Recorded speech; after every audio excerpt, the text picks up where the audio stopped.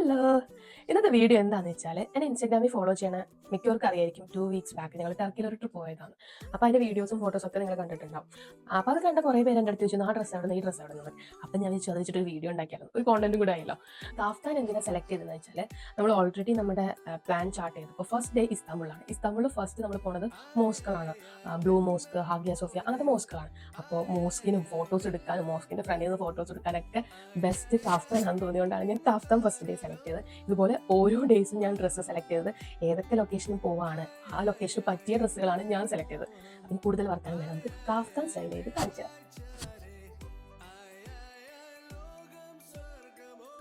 അപ്പോൾ ആദ്യം തന്നെ ഒന്ന് ചെയിൻ ഇട്ട് തുടങ്ങാം. ചെയിൻ ഈ ഒരു ചെറിയൊരു നൂല് വരുന്നൊരു പേൾ മുത്ത് വെച്ചിട്ടുള്ളൊരു ചെയിനാണ്. ഭയങ്കര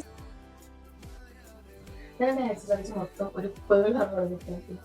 ഇയറിങ്സും വന്നിട്ട് ഒരു പേളിൻ്റെ ഇയറിങ്സ് ആണ്.